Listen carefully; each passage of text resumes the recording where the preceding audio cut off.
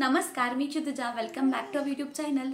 तर last month मी एक व्हिडिओ पोस्ट केला होता, त्यामध्ये मी वर्क फ्रॉम होमचे काही ऑप्शन्स जे आहेत तर ते तुमच्यासोबत शेअर केले होते आणि त्या व्हिडिओला तुम्ही खूप छान सपोर्ट केला, खूप जास्त प्रेम दिलं आणि त्यामुळे खूप सारे माझ्याकडे ॲक्च्युली इन्क्वायरी आल्या. मला व्हॉट्सॲपला खूप सारे मेसेजेस आले की मॅडम जर तुमच्याकडे वर्क फ्रॉम होम ऑप्शन काही अवेलेबल असेल तर मला सांगा.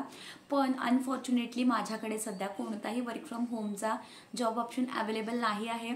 जर माझ्याकडे तो अवेलेबल झाला, जर मला काही लिंक्स मिळाल्या ज्याच्या थ्रू तुम्ही वर्क फ्रॉम होम करू शकता तर त्या मी तुमच्यासोबत नक्की शेअर करेन. पण सध्या तरी माझ्याकडे कोणतेही ट्रस्टेड लिंक्स नाही आहेत. तर जर तसे ट्रस्टेड लिंक्स मिळाले तर ते मी तुमच्यासोबत शेअर करेन. तुम्ही एकदा नक्की चेक करू शकता आणि त्यासाठी अजूनपर्यंत जर चॅनलला सबस्क्राईब नसेल केलं तर चॅनलला सबस्क्राईब करा. सोबतच जे बेल आयकॉन दिलेले आहे ती सुद्धा हिट करा, त्यामुळे माझी नवीन व्हिडिओ आली की तुम्हाला त्याची अपडेट नक्की येईल. तर आजचा जो व्हिडिओ आहे तर तो एका वेगळ्या टॉपिकवरती आहे. तर वर्क फ्रॉम होमचे जे काही ऑप्शन्स मी सांगितले होते तर त्यातलाच एक ऑप्शन म्हणजे होम ट्युशन्स. म्हणजे आपण घरातूनच काम करू शकतो, घरातूनच आपण क्लासेस जे आहेत घरामध्येच आपल्या एज्युकेशनल फील्डमधले तर ते आपण घेऊ शकतो. आणि खूप सोपं तर मी म्हणू शकत नाही, पण खूप छान चॅलेंजिंग आणि एक बेटर करिअर ऑप्शन आहे. जर तुम्ही नक्कीच तुमचं जर एज्युकेशन फील्डमध्ये कल असेल, जर तुम्हाला इंटरेस्ट असेल तर नक्कीच तुम्ही या फील्डबद्दल किंवा या क्लासेसबद्दल विचार करू शकताय. तर होम ट्युशन्स कसे चालू करायचे, कोण चालू करणार आहे, त्याच्यामध्ये काय काय प्रॉब्लेम्स येतात, काय काय आपण नवीन त्याच्यामध्ये चॅलेंजेस येतात, तर या सगळ्याबद्दल आज आपण या व्हिडिओमध्ये बोलणार आहोत.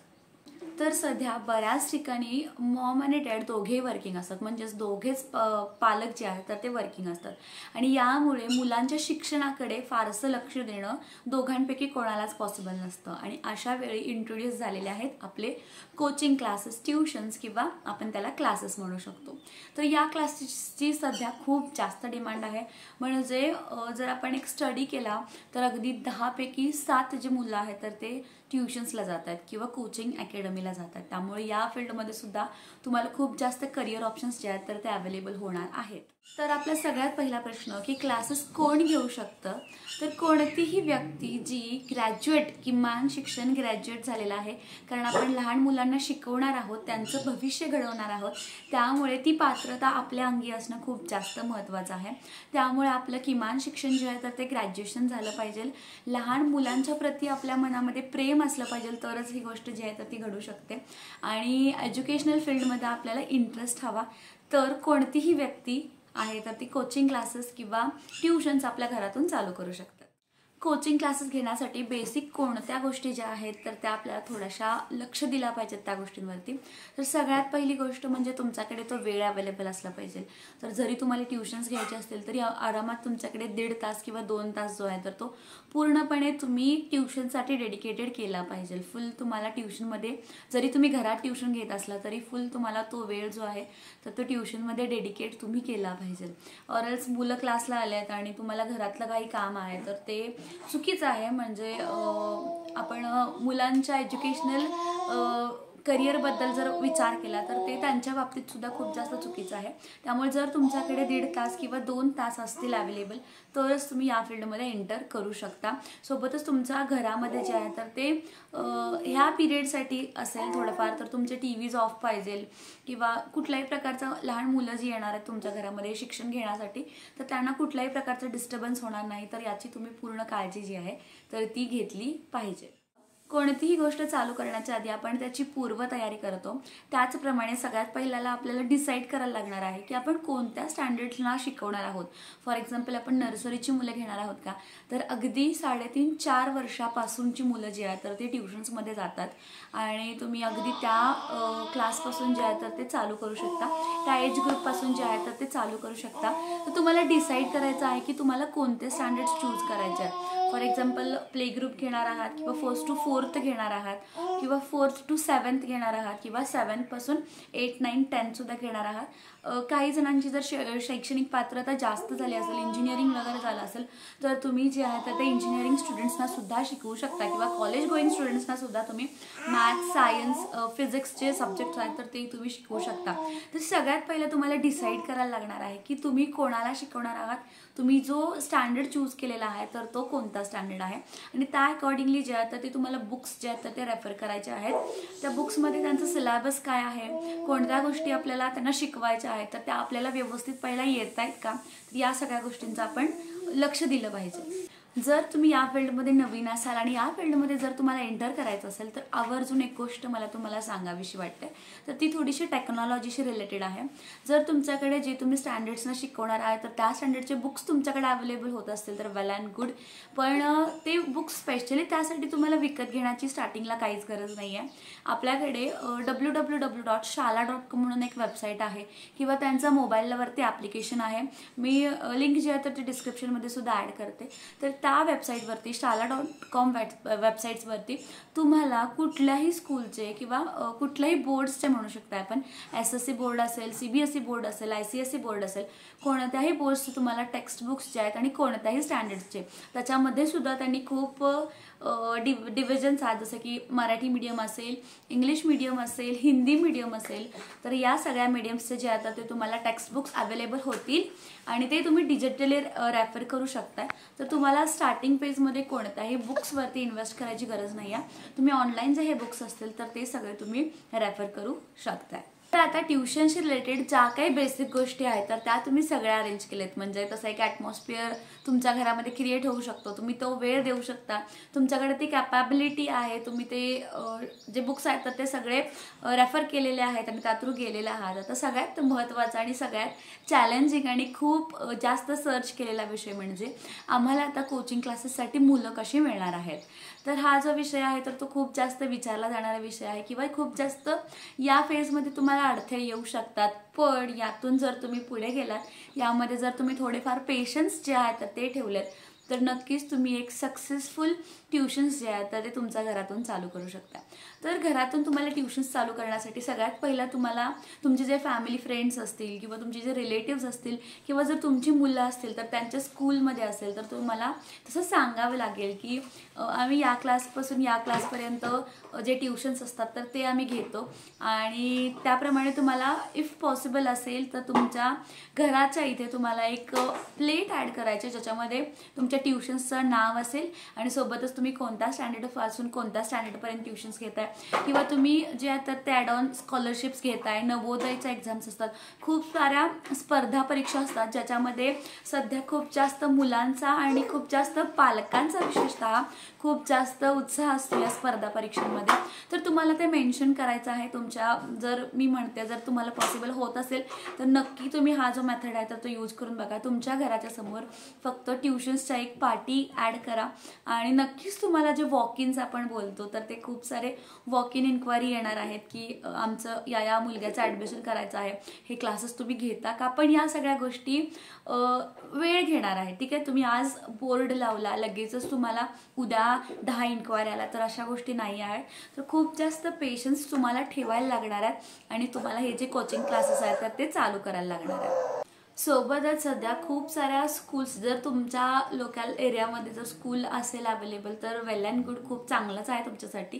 तर स्कूलचे जे काही ग्रुप्स असतात तर त्या ग्रुपमध्ये तुम्ही तुमचं जे ॲडव्हर्टिजमेंट पोस्टर आहे तर ते शेअर करू शकता. ॲडव्हर्टिजमेंट पोस्टर तुम्ही कॅनवा ॲप यूज करून इझिली तयार करू शकताय, तुम्ही स्वतः तयार करू शकताय किंवा तुम्ही एक ग्राफिक डिझायनर हायर करून तुम्ही ॲडव्हर्टिजमेंटचे जे पोस्टर्स असतील तर ते सुद्धा तयार करू शकताय. जर तुम्हाला ते पोस्टर्स डिझाईन करायचे असतील तर तुम्ही व्हॉट्सॲपचा नंबर दिलेला आहे तर त्या नंबरवरती इन्क्वायरी करू शकता. तुम्हाला जे पोस्टर्स आहेत तर ते बनवून दिले जातील, कारण माझ्याकडे खूप सारे सध्या ग्राफिक डिझायनर्स आहेत. मी ग्राफिक डिझायनिंगचे क्लासेस घेते ऑनलाईनमध्ये, तर त्यामध्ये मी तुम्हाला हे जे ॲडव्हर्टिजमेंट पोस्टर्स असतात कुठल्याही व्यवसायासाठी जे आपण बनवतो ॲडव्हर्टिजमेंटचे पोस्टर्स तर ते मी बनवायला शिकवते पूर्ण स्क्रॅचपासून. जरी तुमचा फील्ड कोणताही वेगळा असला तरी मी तुम्हाला पूर्ण बेसिकपासून, म्हणजे लाईन कशी ॲड करायची, शेप्स कसे ॲड करायचे आणि कोणत्याही व्यवसायाची जाहिरात जी असेल त्यामध्ये visiting card, Instagram post, story असेल, ब्रॉचर्स असतील, इन्फोग्राफिक्स असतील, लोगो असतील, हे सगळं बनवायला मी शिकवते. तर ते तुम्हाला बनवायला शिकायचं असेल तर नक्कीच व्हॉट्सॲपची नंबर मी दिलेला आहे, त्याच्यावरती तुम्ही क्लासबद्दल इन्क्वायरी जी आहे तर ती करू शकता. आता नवीन जी बॅच चालू होणार आहे 7 तारखेची बॅच तर फुल झालेली आहे.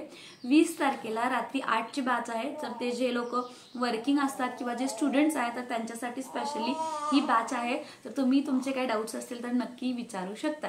तर coming back to the point, तुम्ही तुमचे ॲडव्हर्टिजमेंटचे पोस्टर्स जे आहेत तर ते डिझाईन करायचे आहेत. तुम्ही कोणत्याही सॉफ्टवेअरवरती हे पोस्टर्स डिझाईन करू शकताय किंवा डिझाईन करून घेऊ शकताय.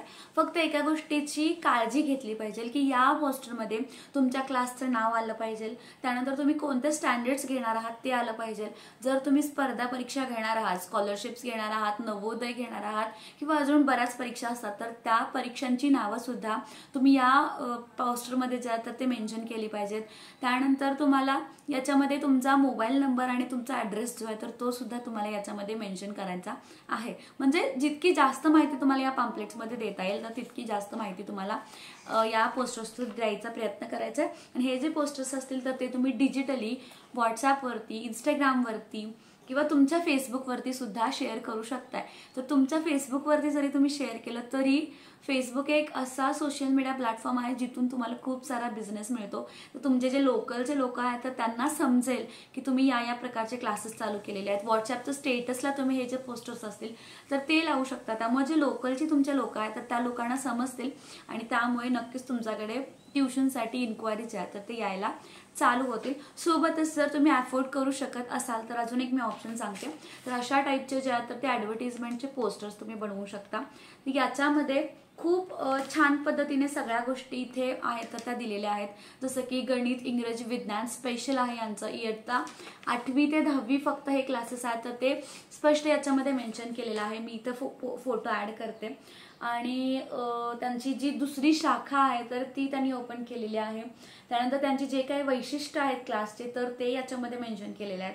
फॉर एक्झाम्पल सुसज्ज क्लासरूम असतील, माफक फी असेल, वैयक्तिक लक्ष देतात. त्यानंतर दरवर्षी 100% यांचा निकाल आहे. त्यानंतर वर्षातून 40 घटक चाचण्या घेतात. घटक चाचण्या म्हणजे टेस्ट जे आपण बोलतोय तर त्या घेतात. त्यानंतर दर आठवड्याला चाचणी म्हणजे प्रत्येक वीकली टेस्ट जे आपण बोलतो तर ते घेतात. तर हे याच्यामध्ये मेन्शन केलंय. बोर्ड पद्धतीने परीक्षा व गुणदान. तर बोर्ड ज्या प्रकारे मुलांचे पेपर्स चेक करतात तर त्याच प्रकारे हे त्यांचे पेपर्स चेक करतात. आणि इयत्ता 9वी आणि 10वीच्या बदललेल्या अभ्यासक्रमासाठी विशेष मार्गदर्शन. तर जर सिलेबस बदलला मुलांचा तर त्या बदललेल्या सिलेबस प्रमाणे हे त्या अकॉर्डिंगली जातात ते मेन्शन केलंय. इन्व्हर्टर बॅटरी बॅकअपची सोय. तर ह्यांचे नक्कीच क्लासेस जे आहेत तर ते मोठे आहेत. स्पेशली क्लासेससाठी त्यांची एक वेगळी स्पेस आहे तर त्यासाठी हे जे डिटेल्स आहेत तर ते त्यांनी मेन्शन केलेत. याच्यामध्ये त्यांनी विद्यार्थ्यांकरता स्वच्छतागृह म्हणजे वॉशरूम सुद्धा अवेलेबल आहेत. ते सुद्धा खूप जास्त महत्त्वाचं असतं. आणि सायकल व 2 व्हीलर पार्किंगसाठी प्रशस्त जागा. तर सध्या पार्किंगची सुद्धा खूप जास्त अडचण होते तर त्यासाठी जागा आहे हे सुद्धा यांनी मेन्शन केलेलं आहे. पण हे जे आहेत तर ते कमर्शियल लेवलचे क्लासेस आहेत म्हणजे मोठ्या प्रमाणात चालतात. तुमचे छोटे क्लासेस असतील तर वरचे काही पॉईंट्स मी मेन्शन केले तर ते तुम्ही याच्यामध्ये ॲड करू शकता. सोबतच त्यांनी त्यांचा मोबाईल नंबर आहे तो खूप जास्त बोल्डमध्ये दिलेला आहे. आणि त्यांचे जे काही गुणवंत विद्यार्थी आहेत तर हे ऑलरेडी यांचे क्लासेस खूप वर्षांपासूनचे आहेत. हे माझ्या लोकल एरियामधले क्लासेस आहेत. मी लहान असताना माझ्या शाळेपासूनचे यांचे क्लासेस आहेत. त्यामुळे यांनी त्यांचे जे गुणवंत विद्यार्थी आहेत ते दिलेले आहेत. सोबतच तुम्ही बोर्ड जो आहे तर तो मेन्शन करायला विसरू नका. तुम्ही कोणत्या बोर्डसाठी शिकवणार आहात. SSC शिकवणार आहात, CBSE शिकवणार आहात, ICSE शिकवणार आहात तर ते सुद्धा त्याच्यामध्ये मेन्शन करा. सध्या इंग्लिश मीडियम आणि सेमी इंग्लिश सुद्धा आलेले आहे तर ते सुद्धा तुमच्या अकॉर्डिंगली तुम्ही त्याच्यामध्ये मेन्शन करायला विसरू नका. तर आता इतक्या ठिकाणी डिजिटली ॲडव्हर्टिजमेंट केलेले आहे किंवा लोकल एरियामध्ये जे काही ब्रॉचर्स असतील, पॅम्पलेट्स असतील तर ते तुम्ही डिस्ट्रीब्यूट केलेले आहेत. तर इतकी ॲडव्हर्टिजमेंट झाल्यानंतर मला वाटतं की तुमच्याकडे जे काही इन्क्वायरीज असतील तर ते बऱ्यापैकी येणार आहेत आणि त्यामुळे तुमच्याकडे ॲडमिशन्स पण होणार आहेत. पण ॲडमिशन्स 1 होतील, 2 होतील, जितके ॲडमिशन्स होतील तर तितक्या ॲडमिशन्सपासून तुम्हाला चालू करायचं आहे. 1 मुलगा असेल, 2 मुलं असतील, 3 मुलं असतील तर त्या मुलांसाठी तुम्हाला जो काही 1.5 तास आहे तर तो इन्व्हेस्ट करायचा आहे. तर या मुलांमधूनच तुम्हाला दुसरे जे ॲडमिशन्स आहेत तर ते तुम्हाला मिळणार आहेत. त्यामुळे जरी तुमच्याकडे सुरुवातीला कमी संख्या आली असेल तरी तुम्हाला क्लासेस जे आहेत तर ते चालू करायचे आहेत. मी माझ्या वैयक्तिक एक्सपिरियन्सवरून सांगते. तर ज्यावेळी मी सुद्धा 3 ते 4 वर्ष जे आहे तर माझ्याकडे सुद्धा ट्युशन्सचा एक्सपिरियन्स आहे. तर मी सुद्धा ज्यावेळी ट्युशन्स चालू केले तर माझ्याकडे फक्त 2 मुलं होती आणि ती सुद्धा स्कूलला जात नव्हते, म्हणजे त्यांचं जे एज ग्रुप होतं तर त्यांचं स्कूलला ॲडमिशन झालं नव्हतं. एक मुलगा होता तर तो नर्सरी होता आणि त्याची जी बहीण होती तर ती आय थिंक प्ले ग्रुपला एनरोल झाली होती. तर इतके लहान मुलं होते, तर 2 मुलांपासून आपले ॲडमिशन्स चालू झाले होते. आणि तुम्हाला पटणार नाही तर साधारण आपल्या क्लासमध्ये 30 ते 35 मुलं झाले होते. आणि सगळे म्हणजे मी क्लासेस घेत होते, मी हायर क्लासेस जे आहेत 10th पर्यंतचे जे आहेत ते मी घेत होते. आकाश म्हणजे माझा भाऊ आहे तर तो सुद्धा याच्यामध्ये सपोर्ट करत होता आणि मम्मी सुद्धा सपोर्ट करत होती, कारण 2 मुलांपासून चालू केलेला क्लास जो आहे तर तो 35 मुलांपर्यंत गेला होता. तर मी तुम्हाला एक मोटिवेशन देते की तुमच्याकडे जरी स्टार्टिंगला कमी मुलं आली असली तरी जर तुम्ही त्याच्यामध्ये डेडिकेशन दिलं, जर तुम्ही त्याच्यामध्ये 100% तुमचे एफर्ट्स दाखवले, जर मुलांचे रिझल्ट्स तुमच्याकडून चांगले आले तर नक्कीच तुमच्याकडे खूप जास्त ॲडमिशन्स जे आहेत तर ते होणार आहेत. कारण पालकांचं कसं असतं की तुम्ही त्यांना जर चांगलं शिकवत असाल आणि तुम्ही जे शिकवताय तर त्यामुळे त्यांच्या मुलांमध्ये काही सुधारणा होत असेल किंवा कॉन्फिडन्स मुलांमध्ये येत असेल तर नक्कीच जे तर ते पालक दुसऱ्या पालकांना सुद्धा रेफर करतात की या प्रकारचे क्लासेस आहेत, नवीन चालू झालेले आहेत आणि खूप छान इथं शिकवतात आणि तुम्ही नक्की एकदा ट्राय करा. आणि त्यामुळे तुमच्याकडे रेफरन्सवाले जे ॲडमिशन्स असतील तर ते सुद्धा व्हायला चालू होणार आहेत. पण हे सगळे ॲडमिशन्स होण्याच्या आधी सगळ्यात महत्त्वाचा विषय म्हणजे फीजचा स्ट्रक्चर. तर तुम्हाला ॲडमिशन्सच्या आधीच फीजचं स्ट्रक्चर आहे तर तो डिसाईड करून ठेवायचा आहे. फॉर एक्झाम्पल तुम्ही प्ले ग्रुपसाठी काय फीज स्ट्रक्चर ठेवणार आहे, तर मंथली तुम्ही घेणार आहेत की 3 महिन्यासाठी घेणार आहेत की हाफ इयरसाठी घेणार आहेत. तर मोस्टली मी तुम्हाला प्रेफर करेन की मंथली किंवा 3 मंथ्स तुम्ही घ्या, कारण जर तुम्ही फुल इयर डेडिकेट करू शकत असाल तरच तुम्ही इयरली फीज स्ट्रक्चर जे आहे तर ते तुम्ही तिथं डिस्क्लोज करू शकता. इयरली फीजमध्ये तुम्ही हाफ फीज जे आहे तर ते फर्स्ट इन्स्टॉलमेंटमध्ये आणि हाफ फीज आहे तर ते सेकंड इन्स्टॉलमेंटमध्ये सुद्धा घेऊ शकता. ठीक आहे, तर फीज स्ट्रक्चर तुम्हाला डिसाईड करायचं आहे. प्ले ग्रुपसाठी वेगळा फीज स्ट्रक्चर असेल, त्यानंतर 1st to 4th साठी वेगळा फीज स्ट्रक्चर असेल, 4th to 7th साठी वेगळा असेल आणि 8, 9, 10 साठी वेगळा फीज स्ट्रक्चर असेल. तर त्यामध्ये सुद्धा अजून एक गोष्ट आहे तर ती तुम्हाला लक्ष द्यायचं आहे. तर काही पालक असतात तर त्यांना फक्त मॅथ्ससाठी हवा असते, फक्त गणित विषय हवा आहे आणि तोच विषय तुम्ही त्याच्याकडून चांगला करून घ्या. तर फक्त मॅथ्स विषयासाठी आपल्याला फीज घ्यायची आहे. फक्त मॅथ्स जरी घ्यायचं असला तरी पूर्ण वेळ जो आहे तर तो आपल्याला युटिलाइज होणार आहे. पूर्ण 1.5 तास आपण त्या मुलाला फक्त मॅथ्स विषय शिकवणार आहोत. त्यामुळे फीज जी आहे फक्त एक विषय असेल किंवा 2 विषय असतील तर कोणत्याही प्रकारे फीजमध्ये आपण त्याच्यामध्ये कमी करायची नाही आहे, कारण पूर्ण 1.5 तास जो आहे आपण तो त्या मुलाला देणार आहोत आणि हीच गोष्ट जी आहे तर ती आपण पालकांना समजून सांगायची आहे. तर तुम्ही हे सुद्धा स्ट्रक्चर जे आहे तर ते लक्षात ठेवा. फक्त मॅथ्स असेल किंवा काही मुलं असतात तर ते इंग्लिश, सायन्स, मॅथ्स जे मेन सब्जेक्ट्स आहेत तर त्याच्यासाठी येतात. तर जे अशी पण मुलं येतात की ज्यांच्या पालकांची हे असते, रिक्वायरमेंट असते की सगळे सब्जेक्ट्स घ्या, त्याच्यामध्ये GK असेल किंवा होमवर्क असेल तर तो सुद्धा करून घ्या. तर त्यावेळीच तुम्ही जे आहे तर ते क्लिअर केलं पाहिजे. जर होमवर्क इथे केला क्लासमध्ये तर मुलांना जे आहे तर ते बाकीचे सब्जेक्ट्स इंट्रोड्यूस करण्यामध्ये किंवा बाकीचे जे काय विषय आहेत तर ते इंट्रोड्यूस करण्यामध्ये तुम्हाला प्रॉब्लेम येऊ शकतो. त्यामुळे ही गोष्ट तुम्ही पहिलाच डिस्कस केली पाहिजे, कारण खूप साऱ्या पालकांकडे तितकाही वेळ नसतो की ते त्यांचे होमवर्क करून घेऊ शकतात. त्यामुळे नक्कीच तुम्ही 1.5 तासाचा जर तुमच्याकडे क्लासचा पिरियड असेल तर 1 तास तुम्ही त्याच्या ओव्हरऑल डेव्हलपमेंटसाठी देऊ शकताय आणि अर्धा तास जो आहे तर तो स्कूलचा होमवर्क करून घेऊ शकताय. पण फीज ज्यावेळी आपण पालकांना सांगणार आहोत किंवा ॲडमिशन्स ज्यावेळी आपण करणार आहोत त्यावेळी या गोष्टी पालकांना क्लिअर करणं खूप जास्त महत्त्वाचं असतं की आपण जे आहोत तर ते मेन सब्जेक्ट्स आहेत तर ते आपण पहिला फोकस करणार आहोत. आणि तुम्ही सुद्धा तुमच्या मुलाचा जो आहे तर मराठी असेल किंवा हिंदी असेल किंवा बाकीचे EVS असतील, GK असेल तर या विषयाचा थोडा अभ्यास तुम्ही सुद्धा घ्या.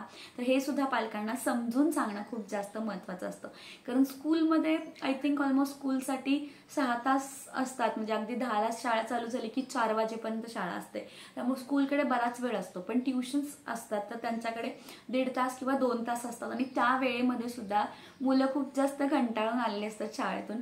त्यामुळे त्यांना फुल टाइम आपण असं बर्डनमध्ये शिकवणं सुद्धा कुठेतरी चुकीचं आहे. त्यामुळे मुलांकडे सुद्धा खूप कमी वेळ असतो सगळ्या गोष्टी कॅचअप करण्यासाठी. त्यामुळे जे आहे तर ते तुम्ही पहिल्याच पालकांसोबत सगळ्या गोष्टी क्लिअर केल्या पाहिजेत आणि त्या अकॉर्डिंगली फीज स्ट्रक्चर जे आहे तर ते तुम्ही त्याच्यामध्ये ॲड केलं पाहिजे. फीज ज्या आहेत तर त्या मी पहिलाच तुम्हाला सांगते, फीज ज्या आहेत तर त्या तुम्हाला 1 वीक नंतर लगेचच घ्यायच्या आहेत, म्हणजे आपण ॲडव्हान्समध्ये फीज घ्यायच्या आहेत. पण ज्यावेळी मुलं तुमच्या क्लासमध्ये येतात, फॉर एक्झाम्पल 1 तारखेला एखादा स्टुडंट तुमच्या क्लासमध्ये आलेला आहे, तर त्या पॅरेंट्सना तुम्ही सांगायचं आहे की 10 तारखेपर्यंत जे आहे तर ते तुम्ही फीज जे आहे तर ती जमा करा. आपण जे आहे तर त्या ॲडव्हान्समध्ये फीज घ्यायच्यात. कारण असे खूप, मी माझ्या वैयक्तिक एक्सपिरियन्सवरून सांगते की महिन्याची तर फी चुकवतातच, पण 2 महिन्याची असेल, 3 महिन्याची असेल, फीज चुकवतात. आणि एखाद्या मुलाला फक्त फीज पालक देत नाही आहेत आणि त्यामुळे आपण क्लासला येऊ नका असं सांगणं सुद्धा चुकीचं आहे. त्यामुळे फीज ज्या आहेत तर त्या तुम्ही ॲडव्हान्समध्येच, म्हणजे 1 तारखेला जर चालू झाला असेल तुमचा क्लास, मी एक्झाम्पल देते, तर 10 तारखेपर्यंत जे आहे तर ते सगळे फीज तुम्ही कलेक्ट केले पाहिजे. त्याचा रेकॉर्ड जो आहे तर तो तुमच्याकडे सुद्धा ठेवला पाहिजे आणि पालकांकडे सुद्धा ठेवला पाहिजे. कारण बऱ्याच ठिकाणी असं सुद्धा होतं की पालक म्हणतात की लास्ट मंथ मी फीज पे केली, ॲक्च्युअलमध्ये त्यांनी केलेली नसते, पण पालक म्हणतात की लास्ट मंथमध्ये आम्ही फीज पे केलेली आहेत. त्यामुळे त्याची जी नोटिफिकेशन आहे किंवा त्याची जी पोचपावती आहे तर ती तुमच्याकडे सुद्धा हवी आणि पालकांकडे सुद्धा हवी. आता तुमच्याकडे बऱ्यापैकी सगळी तयारी झाली आहे, तुमचं फी स्ट्रक्चर ठरलं आहे, तुमच्याकडे ॲडमिशन सुद्धा आलेले आहेत आणि आता इथून पुढे तुमचा खूप जास्त चॅलेंजिंग पिरियड आहे तर तो चालू होता.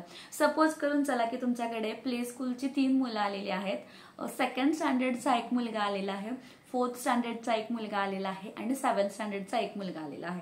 तर 4 मुलं आहेत तर ती वेगवेगळ्या स्टँडर्ड्सची आहेत. तर प्रत्येक वेळी रोज ते येणार, तर प्रत्येकाचा सिलेबस, या 4 मुलांचा जो सिलेबस आहे तर तो वेगळा असणार आहे. आणि प्रत्येकाला आपण म्हणजे याला 4thच्या मुलाला जर आपण शिकवायला गेलो तर 7thचा मुलगा असेल किंवा 2ndचा मुलगा असेल किंवा प्ले स्कूलची ही जी 3 बॅचेस आहेत तर ते फ्री असणार आहेत, त्यांच्याकडे करायला काहीच काम नसणार आहे.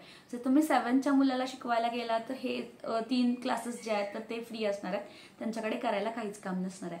तर तुम्ही जर तर ते वीकली टेस्ट प्लॅन करू शकता. पण वीकली टेस्ट तुम्हाला एका बॅचसाठी मंडेला द्यायची आहे, दुसऱ्या बॅचसाठी ट्यूसडेला द्यायची आहे, तिसऱ्या बॅचसाठी वेनसडेला द्यायची आहे, चौथ्या बॅचसाठी फ्रायडेला देऊ शकताय. काही मुलांसाठी तुम्ही वीकमधून 2 दिवस जे आहेत ते टेस्ट जे आहेत तर ते अरेंज करू शकताय. तर अर्ध्या तासाची टेस्ट घेऊ शकताय तुम्ही त्यांची.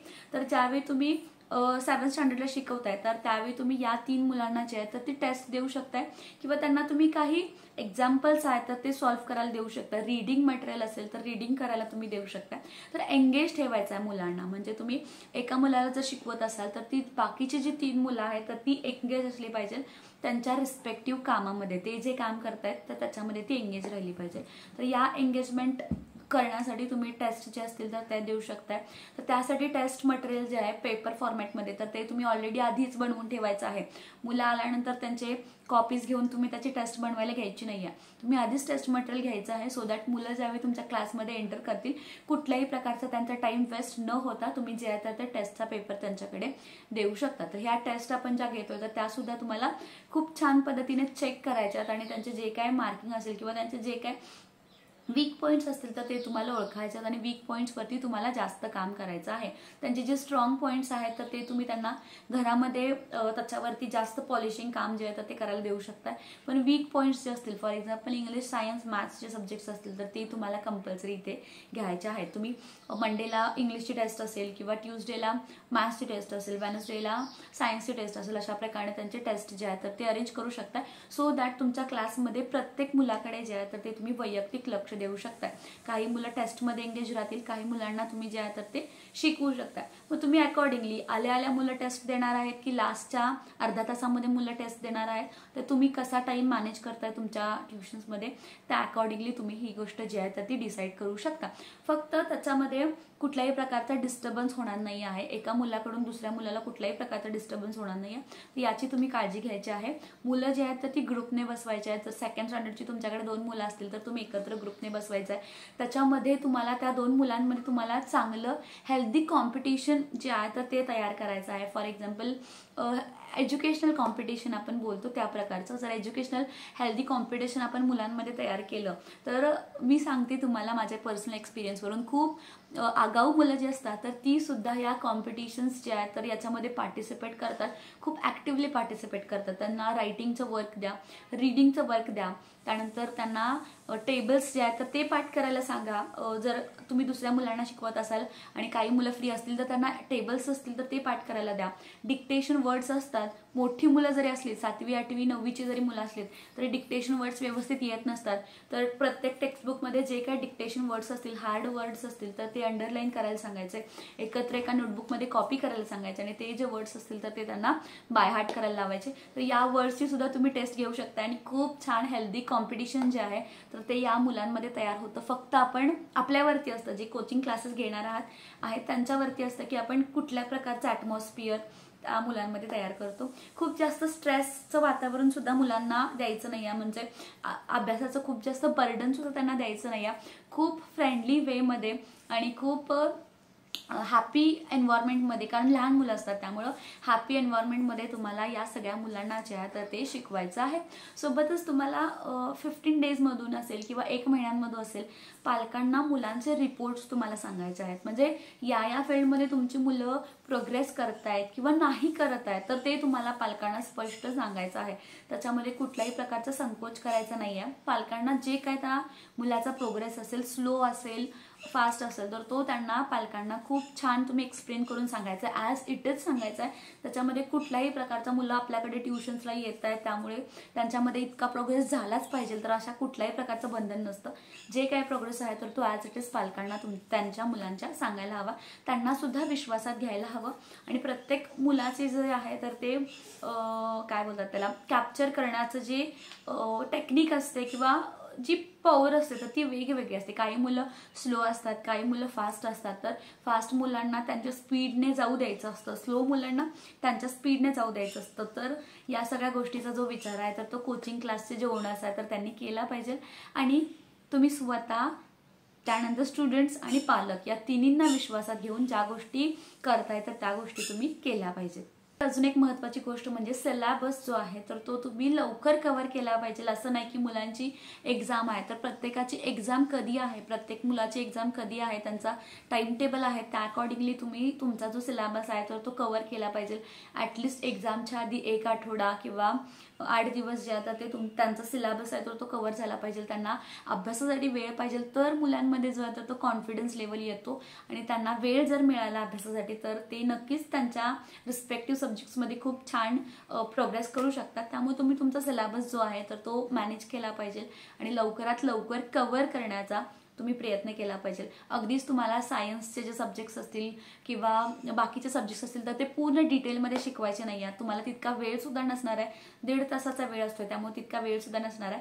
तर नक्कीच तुम्हाला जे तुम्ही शिकवताय, जे पॉईंट्स तुम्ही घेतलेले आहेत, सायन्सचे असतील, मॅथ्सचे असतील, मेन टॉपिक्स आहेत तर ते तुम्हाला कव्हर करायचे आहेत, पण ते खूप चांगल्या मेथडनी त्या मुलांना समजतील. आणि नसेल एकदा शिकवल्यावरती नसेल समजलं तर पुन्हा पुन्हा त्या ज्या गोष्टी आहेत तर त्या शिकवायच्या आहेत, त्याच्यावरती चांगली रिव्हिजन करून घ्यायची आहे आणि नक्कीच तुमच्या ज्या स्टुडंट्सचे असतील तर ते चांगले रिझल्ट्स येतील. त्यांचे चांगले रिझल्ट्स आले तर तुम्हालाच त्याचा फायदा होणार आहे, तुमच्याकडे रेफरन्सने अजून जास्त मुलं येणार आहेत. कारण याचे जर चांगले स्कोर्स येत असतील तर दुसरे पॅरेंट्स नक्की विचारतील याच्या पॅरेंट्सना तुम्ही कुठे ट्युशनला घातला आणि त्यामुळे नक्कीच तुमच्या ट्युशनची माउथ पब्लिसिटी होईल आणि नक्कीच तुम्हाला त्याचे जे रेफरन्स आहेत तर ते मिळणार आहेत. सोबतच अजून एक गोष्ट मला क्लिअर करायची आहे, जर तुमच्याकडे 2 तासाचा वेळ अवेलेबल असेल, 2 तास जर तुम्ही क्लास घेऊ शकत असाल तर काही मुलांचे आहेत, मी सपोज सांगते 4 वाजेपासून 6 वाजेपर्यंत तुम्ही क्लास घेऊ शकता. तर काही मुलांना तुम्हाला 4 वाजता क्लासला बोलवायचं आहे, 4 ते 5:30 1.5 तास तुम्हाला क्लास घ्यायचा आहे. आणि काही मुलांना तुम्हाला 4:30 वाजता क्लासला बोलवायचा आहे, 4:30 ते 6 तुम्ही त्यांचा क्लास घेऊ शकता. त्यामुळे तुम्ही इझिली जो आहे तर तो टाइम मॅनेज करू शकताय आणि प्रत्येक मुलासाठी जो आहे तर तो पर्सनल अटेन्शन जे आहे तर ते तुम्ही देऊ शकताय. अजून एक गोष्ट म्हणजे तुम्हाला एक टाइम टेबल बनवायचं आहे तुमच्या ट्युशन्समध्ये. जसा स्कूलमध्ये टाइम टेबल असतो की आज या सब्जेक्ट्सचे बुक आणायचे, त्याचप्रमाणे तुमच्या ट्युशन्समध्ये सुद्धा टाइम टेबल हवा आणि त्या टाइम टेबलप्रमाणे तुमचा जो सिलेबस आहे तर तो एक्झामच्या आधी जसं मी मागाशी सांगितलं तर कव्हर झाला पाहिजे आणि त्या अकॉर्डिंगली तुम्ही प्लॅन केलं पाहिजे की तुम्ही हा जो मुलगा आहे पर्टिक्युलरली मॅथ्समध्ये खूप जास्त वीक असेल तर रोज अर्धा तास जे आहे तर त्याला मॅथ्सचे सम्स जे आहेत तर ते तुम्ही सॉल्व्ह करायला द्यायचे आणि बाकीचा 1 तास जो राहतोय तर त्याच्यामध्ये तुम्ही त्याचे बाकीचे जे सब्जेक्ट्स असतील, फॉर एक्झाम्पल सायन्स असेल किंवा इंग्लिश असेल तर ते तुम्ही करू शकताय. पालकांना स्पेशली सांगायचं आहे की जे काय पाठांतर असतं, जे काही लर्निंगची प्रोसेस असते, तर मुलांना सकाळची वेळ आहे तर किंवा संध्याकाळची वेळ आहे तर पाठांतर जे आहे तर ते पालक घरामध्ये करून घेऊ शकतात, किंवा रायटिंगचं काही वर्क असेल तर ते घरामध्ये करून घेऊ शकतात. तर त्या अकॉर्डिंगली तुम्ही कसं प्लॅन करणार आहात तर ते पालकांसोबत सुद्धा तो प्लॅन जो आहे तुमचा किंवा टाइम टेबल आहे तर तो सुद्धा तुम्हाला डिस्कस करायचा आहे. फक्त इतक्याच गोष्टीची काळजी घ्यायची आहे की जो काय सिलेबस असेल मुलांचा तर तो आपण सगळा कव्हर करतोय, सोबतच जो सिलेबस आपण त्यांचा आतापर्यंत कव्हर केलेला आहे तर तो त्यांना व्यवस्थित समजतोय. कारण स्कूलमध्ये त्यांना सिलेबस कळत नसतोय, स्कूलमध्ये पर्सनल अटेन्शन दिलं जात नाही, तर त्याच कारणासाठी पालक जे आहेत तर ते ट्युशन्समध्ये घालत असतात. त्यामुळे मुलांचा ए कन्सेप्ट क्लिअर झाल्याशिवाय आपण बी कन्सेप्टवरती किंवा सी कन्सेप्टवरती शिफ्ट नाही करायचा. जोपर्यंत ए कन्सेप्ट क्लिअर होत नाहीये तोपर्यंत आपण त्यांना वेळ जो आहे तर तो दिला पाहिजे आणि त्यांना मोटिवेशन दिलं पाहिजे, प्रोत्साहन दिलं पाहिजे मुलांना ए वरून बी वरती आणि बी पासून झेड वरती शिफ्ट करण्यासाठी. तर नक्कीच जर तुम्ही मुलांमध्ये हेल्दी कॉम्पिटिशन किंवा जर त्या हॅपी मेथडनी तुम्ही शिकवत असाल तर नक्कीच तुमची जी मुलं आहेत तर ते खूप छान प्रोग्रेस करून दाखवतील. तर हे होते माझे काही पॉइंट्स. जर तुम्हाला ट्युशन क्लासेस चालू करायचे असतील तर यामध्ये सगळ्यात महत्त्वाचा पॉइंट म्हणजे पेशन्स आहेत. एक मुलगा जरी आला, 2 मुलं जरी आले तर ट्युशन्स तुम्ही चालू करायचे आहेत.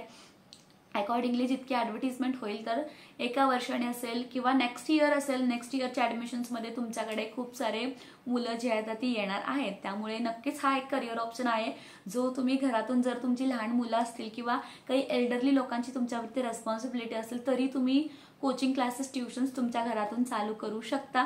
फक्त तुम्ही ज्या क्लासेसचे घेण्याच्या कॅपेबल आहात तर ते क्लासेसच चालू करा. फॉर एक्झाम्पल जर तुम्हाला 8, 9, 10चं मॅथ्स जमत असेल, सायन्स खूप वास्ट आहे, त्याच्यामध्ये फिजिक्स, बायोलॉजी 2 टॉपिक्स आहेत, त्यानंतर मॅथ्समध्ये सुद्धा अल्जेब्रा, जॉमेट्री 2 टॉपिक्स आहेत. जर तुम्हाला हे सगळे टॉपिक्स जमत असतील तरच तुम्ही तिथपर्यंतच्याच सब्जेक्ट्सचे, तुम्ही तिथपर्यंतच्याच स्टँडर्डचे जे आहेत ते तुम्ही क्लासेस घ्या.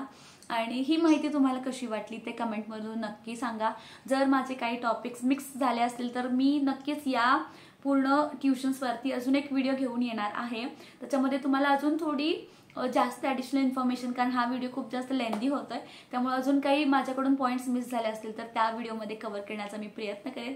सोबतच अशाच प्रकारचे वर्क फ्रॉम होमचे काही ऑप्शन्स असतील तर त्याचे व्हिडिओज मी तुमच्यासोबत शेअर करणार आहे.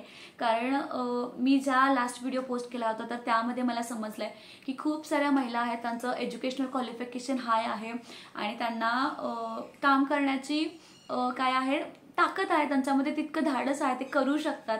तर नक्कीच त्यांच्यासाठी जे काही ऑप्शन्स घरातूनच अवेलेबल होणार आहेत तर ते मी नक्कीच तुमच्यासोबत शेअर करणार आहे.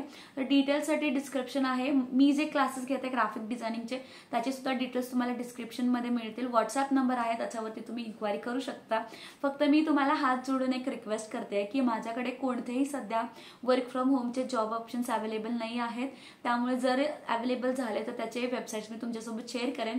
त्यामुळे वर्क फ्रॉम होमचे जॉब्स माझ्याकडे नाही आहेत, त्यामुळे प्लीज त्याच्यासाठी तुम्ही इन्क्वायरी करू नका.